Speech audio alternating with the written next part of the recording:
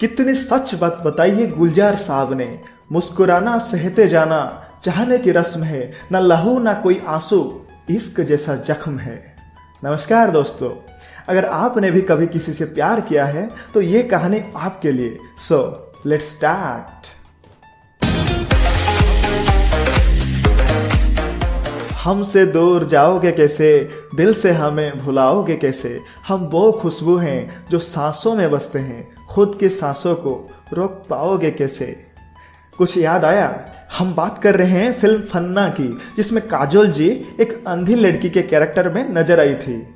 हमारी कहानी में जो लड़की है वो उस फिल्म के कैरेक्टर से थोड़ी मिलती जुलती है, यानी अंधी होती है, और जिसकी नाम पल्लवी होती है।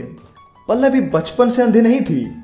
2 साल पहले एक एक्सीडेंट में उसकी आंखें चली गई थी।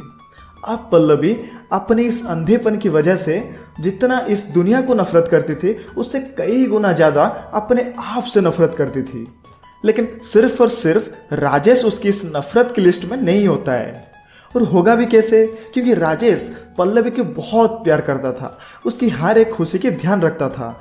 जो पल्लवी को पसंद हो वो पहले से राजेश कर देता था। राजेश को पल्लवी की इस अंधेपन से कभी भी कोई शिकायत नहीं था, और ना ही कभी उसका प्यार कम होता था। जब इतना कुछ कोई किसी के लिए करे तो भला कोई इंसान कैसे उसे नफरत कर सकता है। तो एक दिन राजेश उसे बोलता है कि हम शादी कर लेते हैं, लेकिन पल्लवी मना करती है। बोलती है कि अभी नहीं, जब मुझे आंख मिल जाएगी, जब मैं फिर से इस दुनिया को देख पाऊंगी, तब करेंगे शादी। अब राजेश भी बहुत कोशिश करता है कि उसे कोई डोनर मिल जाए। 1 और साल बीत जाती है, लेकिन कोई डोनर नहीं मिलता है। अब पल्लवी की परेशानी बढ़ने लगती है। उसकी परेशानी उसके बिहेवियर से साफ नजर आ रहा होता है। एक दिन राजेश आके पल्लवी को बोलता है, पल्लवी डोनर मिल गया है, अब तुम कुछ ही दिनों में फिर से इस दुनिया को देख पाओगी। ये सुनकर पल्लवी बड़ा खुश हो जाती है, मानो उसकी कई सालों की तपस्या सफल हो गई हो। और पल्लवी को इतना खुश देखकर राजेश को बड़ा सुकून मिलता है। तो अगले दिन पल्लवी की आंखों का ऑपरेशन होता है, और वो कुछ ही दिनों के बाद फिर से सब कुछ देखने लगती है। अब वो राजेश को ढूंढने लगता है, और जब राजेश उसके सामने आता है तो पल्लवी राजेश को देखकर चौंक जाती है, क्योंकि अब उसे पता चलता है कि राजेश भी अंधा होता है। अब राजेश आके बोलता है कि अब तो तुम देख सकती हो, अब हम शादी कर लेते हैं। लेकिन पल्लवी मना करती है। वो सब कुछ भूल जाती है जो राजेश ने उसके लिए किया होता है, और बोलती है कि मुझे पता नहीं था कि तुम अंधे हो, और मैं तुमसे शादी नहीं कर सकती। अब राजेश बिना कुछ बोले वहां से चला जाता है।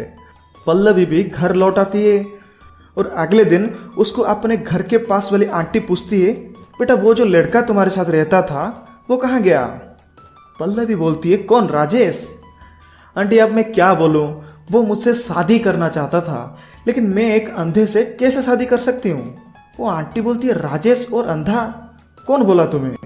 ये बोलती है कि बोलेगा कौन, मैं खुद अपनी आंखों से देखी हूँ। आंटी बोलती है, नहीं बेटा, वो तो सब कुछ देख सकता था, शायद तुम्हें कोई गलतफहमी हो रही हो। अब पल्लवी को शक होने लगता है, और वो उस हॉस्पिटल को जाकर फिर से उस डोनर का नाम चेक करने लगती है। और जब उसे डोनर का नाम दिखाया जाता है तो पल्लवी के पैरों से जमीन खिसक जाती है। डोनर का नाम राजेश होता है, जो कि उसी के साथ रहता था जब वो अंधी थी। अब पल्लवी पागलों की तरह उसे ढूंढने लगती है।